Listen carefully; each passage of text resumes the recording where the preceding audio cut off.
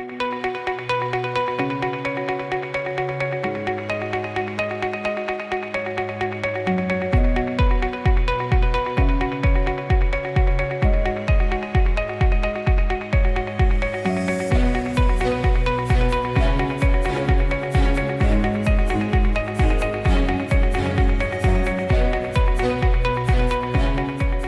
morning. First of all, I would like to thank HELLENiQ for continuing the effort, hosting this event in New York, very important event for our country, for the investment challenge that we continue to confront in our country, and the improvements that we have seen so far with the attraction of foreign investors. Those who don't know my capacity for the first time, I'm an energy infrastructure partner. My name is Papamichalopoulos. I've been engaged with energy as a streamline very early in 1996. I'm very happy being here in New York for also personal reasons. I happen to be born in New York, raised. My childhood is connected with New York. So being here today on a professional capacity is an honor for me, and I just wanted to share this personal note with all of you. We have distinguished members in our panel. I believe the previous speakers have paved the road to hear from this panel whether the upstream oil and gas LNG is a game changer for our country. And I'm sure that we all agree that this is a fact that we all look forward, even though we have been discussing this effort, this business endeavor for many years, and now we have reached a point that we need to make sure that this challenge and opportunity will maintain a momentum, ensure a disciplined execution of the program, convert the promising exploration into value creation for our country, the European partners of Greece, and finally contribute to the regional stability. When I started my career as a lawyer, I had the privilege to work with my senior partner at that time, late Konstantinos Kyriakides, who happened to be advising the only oil company engaged in the drilling in the Panos Kavala field. So I have worked very closely with that concessionaire, and after many years, I was really happy to see that Energean took over the Panos and Kavala field, and they carried on the drilling program. And of course, personally, as a business lawyer, as an energy lawyer, reading that other major US law firms have landed to our country, I felt very proud of that. But still, we need to wait and see whether we are going to manage this process throughout and show the results.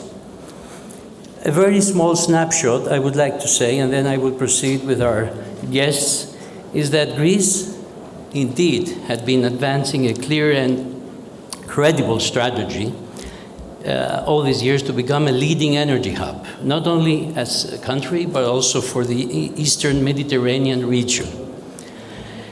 This strategy was grounded not only in declarations and statements, but in tangible progress, confidence, and concrete infrastructure, finally, that connects production with the markets in Europe. The energy landscape had changed materially, and the imperative of secure supply has elevated the role of Eastern Mediterranean to a matter of strategic priority, as we all know. Within this shifting of the environment, our country has acted, I would say, very decisively, implementing reforms, enhancing the regulatory efficiency, creating an investable framework that balanced security of supply with the EU's long-term decarbonization goals. So the return of major global energy players to Greek offshore exploration, alongside with strong domestic leadership, was not, in my opinion, incidental. It was the direct result of policy stability, improved contractual and licensing structures, and a professionalized upstream authority. So the robust legal governance, the predictable permitting processes, the risk allocation, which is aligned with global market standards, remain essential conditions for unlocking investment and accelerating project execution. Having said all this as paving the road for our speakers, we have the privilege today to have Mr. John Ardill, who is the Vice President of Global Exploration of ExxonMobil. We have Mr. George Alexopoulos, whom all of you know very well from the previous sessions, Deputy CEO and General Manager of Strategic Planning and New Activities of HELLENiQ Energy. We have my friend Benos from Energean, CFO. And last but not least, very important panelist is Mr. Rikard Scoufias, non-executive chairman of the board of HEREMA.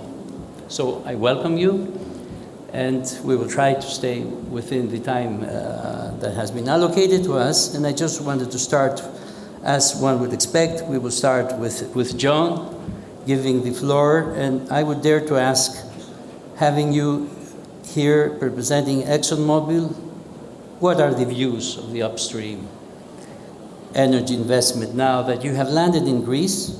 Of course, there was significant preparation before you landed. And overall, the position of ExxonMobil now in Eastern Mediterranean. Thank you, John. Okay, thank you. It's a great honor to be here and speak to this group. Thank you to Nicholas for inviting us, and a very diverse audience. So I'm the one geologist on our panel and a lot of financial experts. So we'll be able to cover a lot of different topics. So I represent ExxonMobil, which is a very large oil and gas company, largest in the world, supplying oil and gas all over the world. We produce about 5 million barrels a day out of the little bit over 100 million barrels a day of oil that the world uses. So to put that into context, maybe just a few words on the global energy mix and what's really important. We operate in a time scale of decades. So my company's been around for 150 years, and we invest on a multi-decade basis. So when we're making decisions, it takes years to put these deals together, and they last for many decades. Typically 30, 40-year concessions, and many billions of dollars invested to tens of billions, and I'll put some of that into context. So the world uses about 55% of our energy mix comes from oil and gas. It has been that way for a long time, and it will continue to be. So it's really getting the mix of molecules and electrons right, and that diverse supply. And we prioritize based on availability, affordability, and then lowest emissions. And so that mix is extremely important. So it changes significantly over decades of time scale in specific countries. So I'll give you a couple of examples. So looking forward between now and 2050, the world's going to go from 8 billion people to around 10 billion. Global energy use in totality will increase about 15%, and that's assuming very aggressive efficiency measures, deployment of EVs, and deployment of renewables. So it's not a choice of oil and gas or wind and solar. We're going to need all of the above, including nuclear. And it doesn't matter what country or region you're in, it's pretty much the same mix. So I'll give you an example of the United States. So over the last 20 years, in 2005, US was the biggest importer of oil, gas, with negligible LNG exports.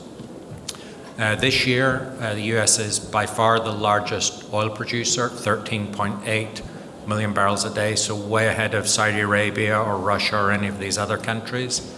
Largest natural gas producer, and in 2005, 20 years ago, we were building LNG receiving terminals because we thought the US was going to be a net importer. Today, the largest producer of natural gas, ahead of Qatar, Russia, any of these other major producers. And thirdly, the largest producer of liquefied natural gas today, ahead of Qatar, the second largest producer. That is an incredible transformation over 20 years. It's driven by unconventional resources, and ExxonMobil is the largest producer of unconventional resources in North America. So my job, we deploy at ExxonMobil about $20 to $25 billion a year to make this business happen. My job is to deploy about $1 billion a year in exploration to bring the new projects in. And so to just set the framework, both molecules and electrons are extremely important for every country, primarily for economic development and sustaining the lifestyle and development that everyone wants and strives for. And we'll solve that region and country by country because the mix is very different. And so as we go through this panel, we'll start to focus in on the East Med and Greece and looking at a lot of great things that have been done there. And just to leave you with the energy mix framing, the United States, I mentioned, very big focus on oil and gas, and that's really to enable low-cost, reliable energy to underpin economic development in the near term and AI adoption in the longer term, which needs base load electricity that's very low cost and very reliable. And so in Greece, some key decisions over the past years have put the renewable capacity. So today it's about a little over 50% oil, 26% gas, and the rest is renewable. And that build out in renewable is very impressive. So electricity generation over 50% in solar and wind.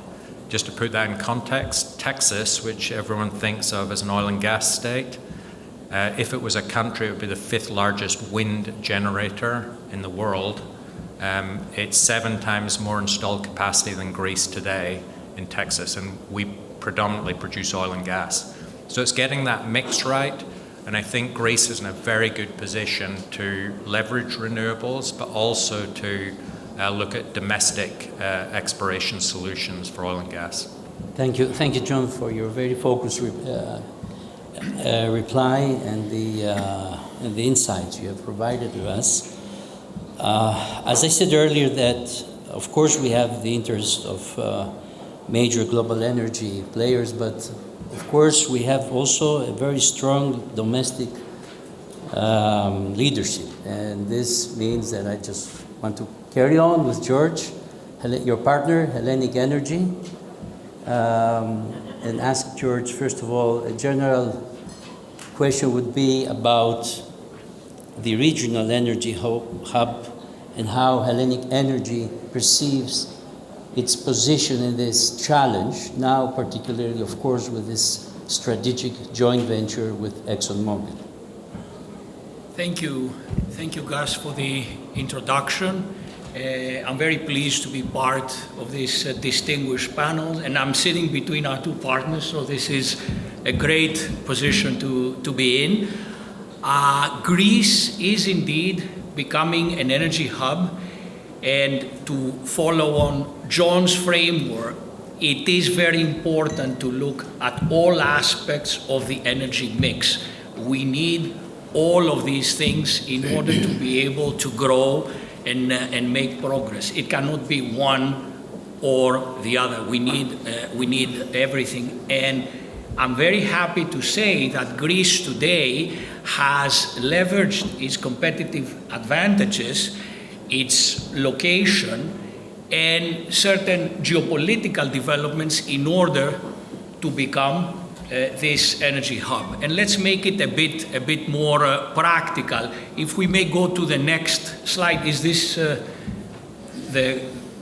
thank you, this helps. So let's start from upstream and refining. Indeed, exploration is accelerating now in Greece, but let us not forget that also we had decades of investment creating a major regional export-oriented refining hub. And there are two great companies in Greece today, HELLENiQ and Motor Oil, supporting this Greek refining hub. Let's start with Greece. Greece stands out as a stable country and reliable partner in a challenging region. So it is a beacon of stability in a challenging region. Exploration activity is indeed accelerating with the participation of US majors. Exxon is here with us. We're also progressing with Chevron early exploration in Greece, and I believe in the next few weeks, hopefully, Rikard will confirm this, we will complete the award process so that we will get on with our work. The Eastern Med has become an important upstream area with significant reserves and further potential, so this creates additional expectations in Greece. And as I said, we are a major refining hub, 550,000 barrels a day of capacity, and 25% of the total Greek exports consist of petroleum products, which is not something that you usually hear about. Natural gas. Greece has invested in infrastructure for a number of years, and now is the time to leverage that advantage in order to become an export hub to serve Southeastern Europe and beyond. There is an opportunity to replace Russian gas in Southeastern Europe. It's about 12.5 BCM with alternative sources of gas, including US LNG, which John mentioned. Now the US is the largest exporter of LNG. We have about 14 BCM of export or of import, LNG import capacity, and there's more FSRUs under development in Greece, and we're pleased to be developing one of them in the Thessaloniki area. The export capacity is growing in Greece and further north in order to be able to complete the network for gas in the entire region. There are still bottlenecks to be mitigated, but I believe that the various countries are taking steps to address that. And finally, power. You don't think of power as part of this energy hub, but I beg to differ. Greece has expanded its renewable production, and at the same time, it's the only country in the region with sufficient flexible gas capacity. So it's ideally positioned to support this market. Greece is now an exporter of electricity. We've been an importer for too long. We cover more than 50% of our demand with renewables. And as we are expanding into the battery space, we expect to improve the profile of renewables and support the grid stability. We have about 7 gigawatts of CCGT capacity, so we can mitigate the intermittency of renewables and provide balancing services that are becoming more and more important as the renewables are increasing in the energy mix. It is critical to continue investments in grid upgrades and interconnection in order to reduce renewables curtailment. We're wasting about 15% of our renewables production today because we cannot absorb it. So we need to facilitate electricity flows to the north and improve efficiency and decrease costs. And HELLENiQ is going to play a leading role in this through our subsidiaries Enerwave and HELLENiQ Renewables. Thank you, George.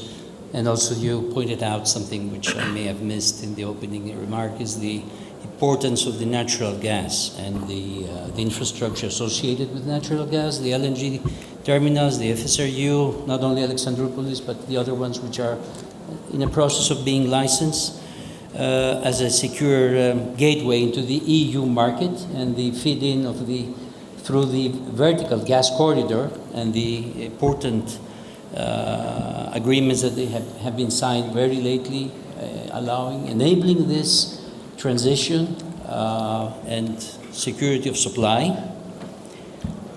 Having said and hearing very carefully what you mentioned to us, I believe now it's the role of Energean to step into the map and share with us also, since you have been operating 2008, not only you have a very vast exposure in the Eastern Mediterranean basin. What is, according to your vision, Panos, how has the energy landscape evolved? And what's next? What do you anticipate now that you are heavily engaged with the new infrastructure? Thank you, Gus. Good morning, all. Look, it's a pleasure to be here. It's a pleasure to see the upstream sector again being part of such conferences and panels. I feel that we're out of the naughty corner. 2 years back, I thought we would be meeting in hotel basements with code names and code words. But now being a little bit serious, reality check is always very harsh, especially when it comes to energy security, energy dependence, and ultimately affordability. And the key is the diversification, as my colleagues said here, of energy sources. Our journey at Energean started in 2007, not 150 years, but okay, we have a few years ourselves focusing in the region. It was a lonely road and a contrarian road at the time because most of our peers operating on the other side of the Atlantic, the EMEA region, were focusing mostly in the North Sea, Sub-Saharan Africa and Middle East. And we started off with the Panos field that has been producing the last 40 years, so many people may not know, but Greece actually is producing some oil. It has been doing that for 40 years. We took over in 2007, but always with a strategic focus to become the leading independent in the East Med. The landscape at the time was completely different to what it is today. The only big producing country in the region was Egypt, with around 60 BCM per annum. It was consuming 2/3 of that, roughly, and the rest were exported by the newly established LNG plants they had, and through the pipeline network, exporting some volumes to Israel and Jordan. Actually, there was not much production, but there was not much gas consumption either. So a lot of the countries were using coal, lignite, our favorite in Greece a few years back, and fuel oil. But as John may know, it takes one big discovery in a region to completely open up a geological play, which is very important, and that is what happened in 2009 with the Tamar discovery in Israel, which was followed a year after with the Leviathan discovery, double the size, close to 20 TCF, which was followed the other year by Aphrodite discovery, gas discovery in Cyprus. And please keep that date. We're talking about 2011 that discovery was made. A couple of years after, our own project, Karis field, was discovered, followed by the big discovery in Egypt, the Zohr gas field. After that, many other discoveries have happened, not as big as the Zohr or the Leviathan, but still significant enough. In Cyprus, we have Kronos and Calypso, if I'm not mistaken. And in Israel, we have discovered Karis North and the Katlan gas field. So fast forward to 2025, the region now holds 80 TCF, trillion cubic feet of gas, of resources. That's proven, not prospective. It has 3 countries that actually hold that reserves. This is Egypt now, Cyprus, and Israel. But only 2 of them producing and have proceeded with developing those discoveries. Because what's the point of discovering and spending the money to discover resources and not actually developing those? So currently, from the 60 BCM that was being produced in that region, the region now produces close to 75 BCM. But what has changed is something very similar to what John said in the US, in a smaller scale. Egypt now produces only 40-45 BCM of those. It has to import, so those new, relatively new LNG plants are staying idle, and actually now Egypt has to import LNG, because even the gas that they're importing from Israel is not enough to meet the local demand. From the other hand, Israel, that ran very fast with all the developments, now is producing close to 30 BCM, and we're talking about within 11, 12 years that they achieved that, 30 BCM, and they're exporting more than half of it to Jordan and Egypt. In addition to that, a brand new infrastructure has been added to the East Med, and that is the Energean power, as we call it, the FPSO that we have, that can handle up to 8 BCM of producing capacity and handle up to 30,000 barrels a day of liquid. And that provides a unique, because it's the only floater in the whole East Med, that you can connect very quickly gas fields and monetize them as efficiently and optimum as possible. In addition to that, it provides us with the opportunity to propose, and it is a proposal currently being assessed by both countries, Israel and Cyprus, a pipeline to be laid to Cyprus and provide them at last some diversity of energy sources with gas, since they are the only European country still burning fuel oil for their power generation. So what's next? And what's next is the really important thing now with the oil majors being around and governments at least focusing on that energy security and creating and making the most out of the evolving East Med landscape. I think number one, we are developing the Katlan gas field, which is expected to come on stream in 2027. Second, there is the Nitzana pipeline, a new pipeline that has been announced by Israel to increase the export capacity of Israel down to Egypt. And thirdly, the Leviathan partners are talking about the second phase of Leviathan that will add another 10 BCM producing capacity to Israel, taking it to 40 BCM in total, which is a number that will dwarf any other producer in the region. And that, I want to emphasize the point, only happened in the last 10 years. The other point is in Cyprus that finally, and hopefully, some of those projects will take FID. So Cyprus should become, at least early 2030s, a gas producer. Our export pipeline, subject to the approval from the governments. And finally, of course, what we do and what we plan to do with the partners here, we've spent quite a few million in our exploration activity in Western Greece. Now we have formed a very exciting JV to explore that side of the East Med that hasn't been explored. And by explore, I don't mean about studies, geological studies, which is always the first step, but actually putting the drill bit down to the ground. And down to the ground, we're not talking about some water wells a few hundred meters down. It's a few thousand meters down, so very risky and very expensive type of investment. So far, we can only say we're excited. We cannot say we're happy. Hopefully, when we drill next year around, we will make it to the Great Hall. Look, we're all extremely proud of what we have achieved so far, and hopefully, with the success in Block 2, we will be able to evolve and increase the potential of the region, especially in Greece. Thank you, Panos, and you have given us also a nice to pass a question to Ricardo about the fact that you would have to meet secretly to discuss upstream business, and now there's a different situation, and since we have Ricardo under his capacity and officially representing HEREMA, I would like to ask Ricardo, what has changed, Ricardo? Because I witnessed that as a professional myself. For many years, we were focusing on the renewables, and of course, there are huge powers deciding what is going to happen next. And I don't believe it's really because of President Trump's position, drill, baby, drill, and suddenly we decided to go forward to that direction.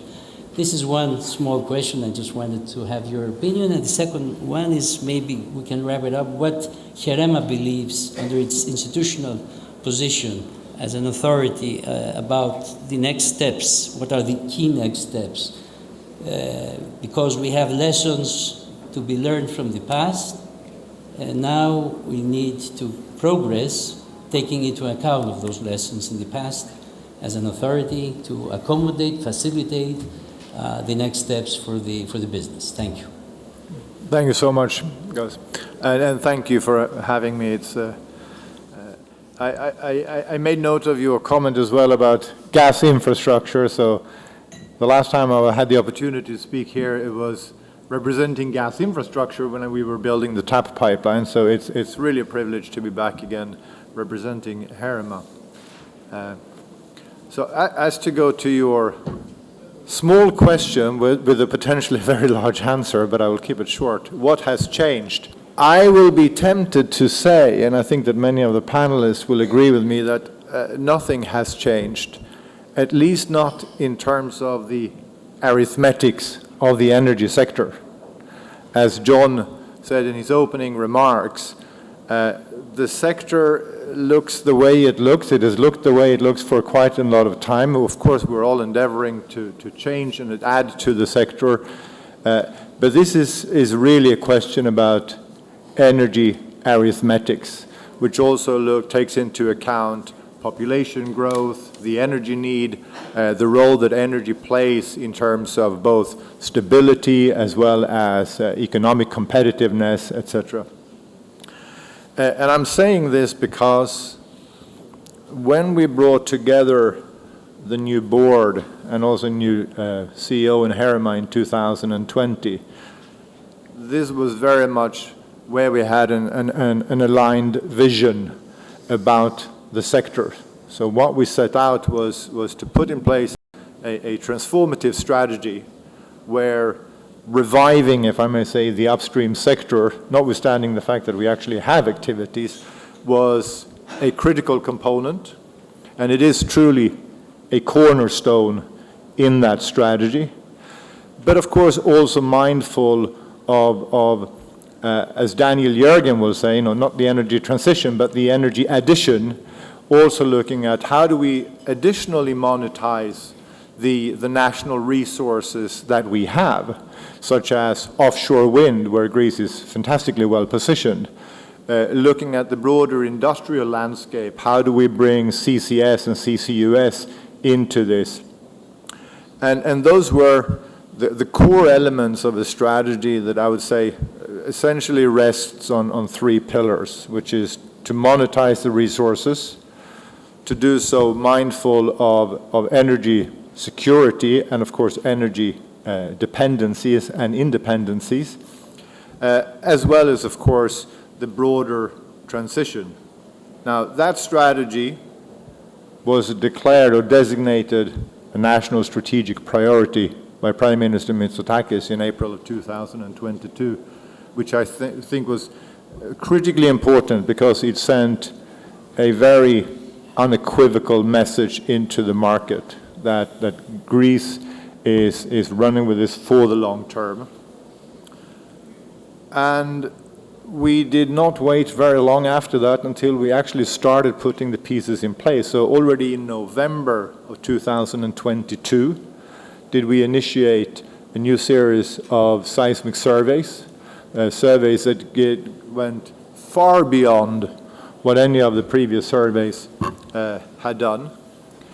And I think we see the result today, where I think we can say that we've really re-emerged as hopefully, and I know my panelists will hammer this, you do not know before you know, but we have certainly re-emerged here as a potentially very important upstream geography, now supported by substantive commercial deals.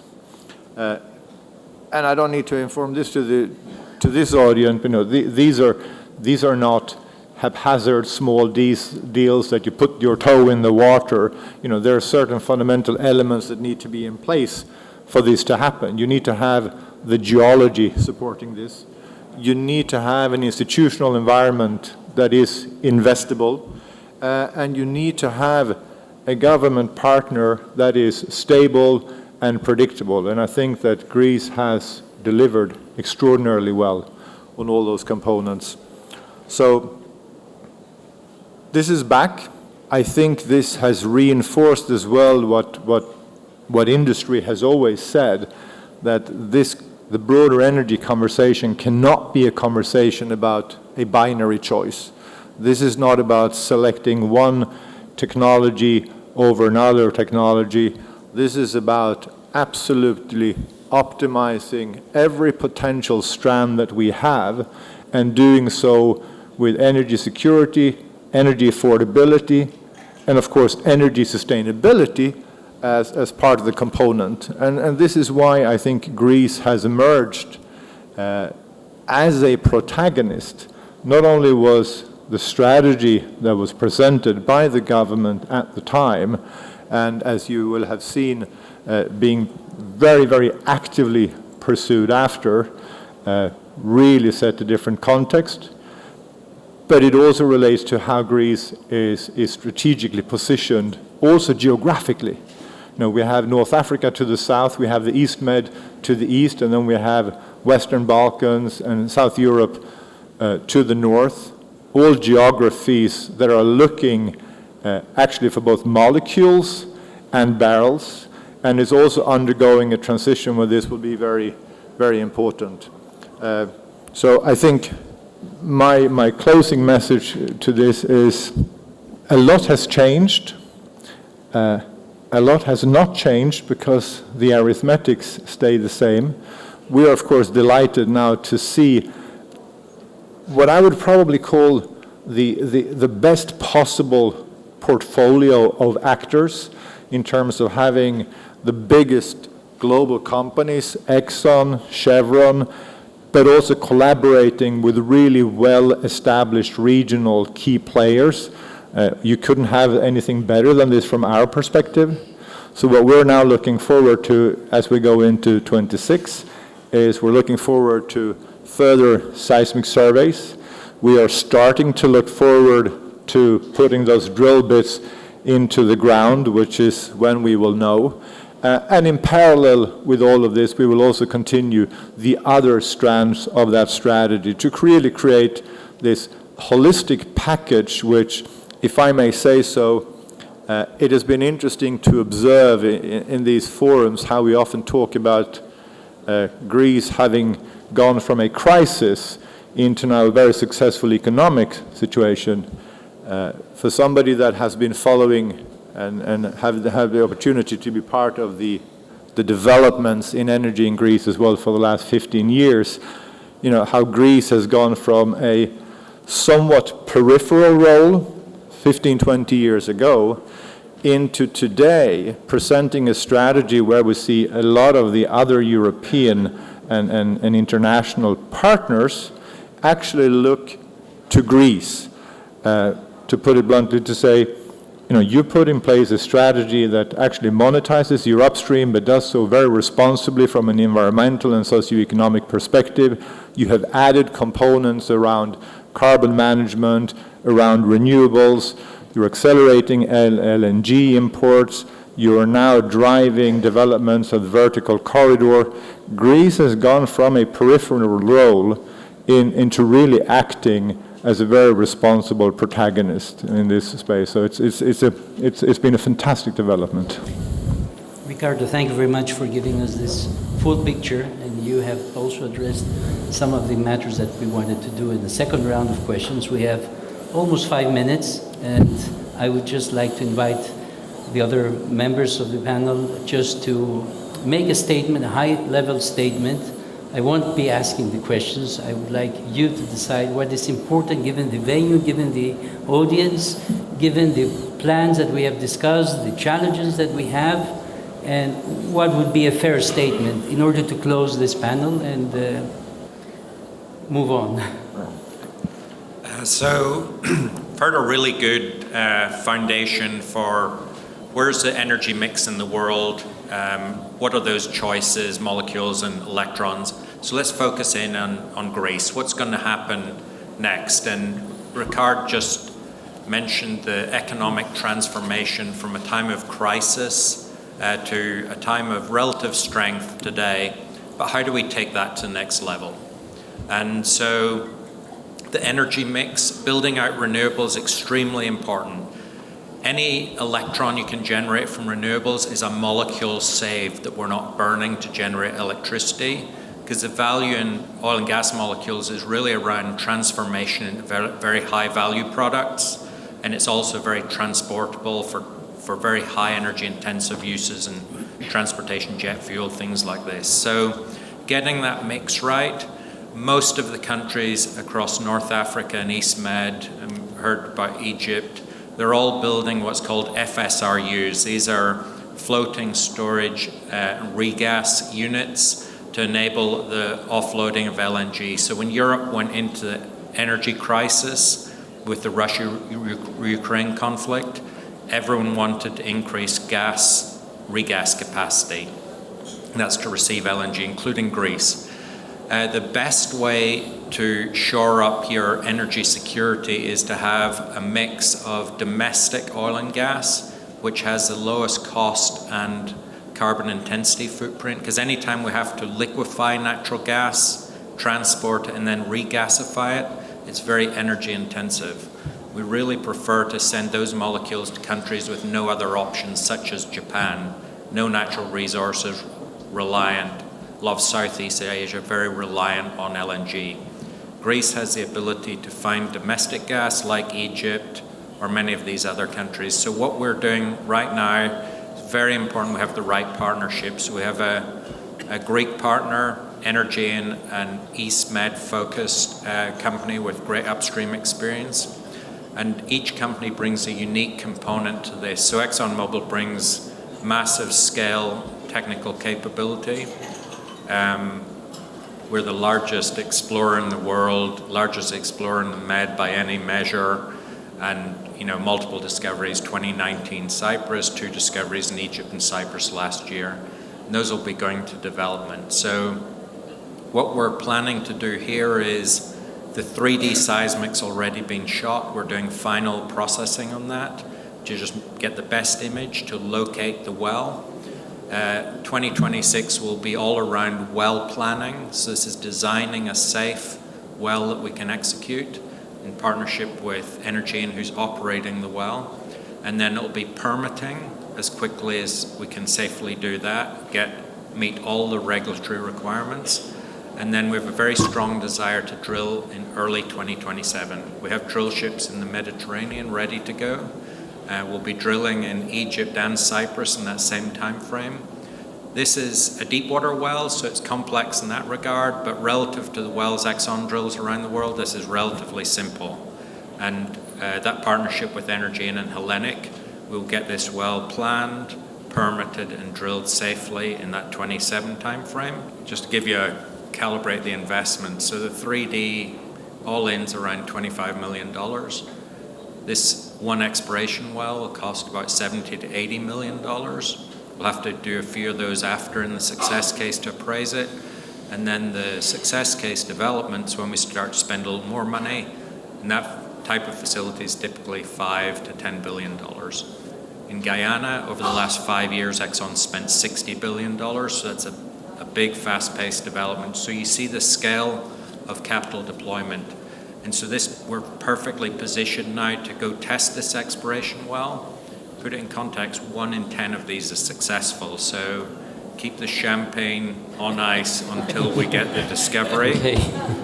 And then it's very important that we drill this well, because that's the real proof of concept here.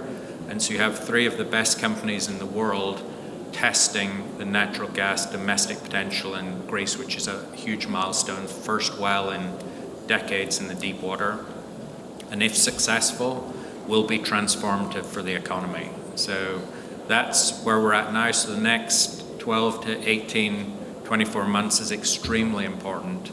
And when we get back together a year from now, we'll probably be in the final throes of well planning, hopefully with a permit in hand and a well location, and be ready to safely, that's the number 1 priority, safely execute that well, and then we'll know sometime in 2027.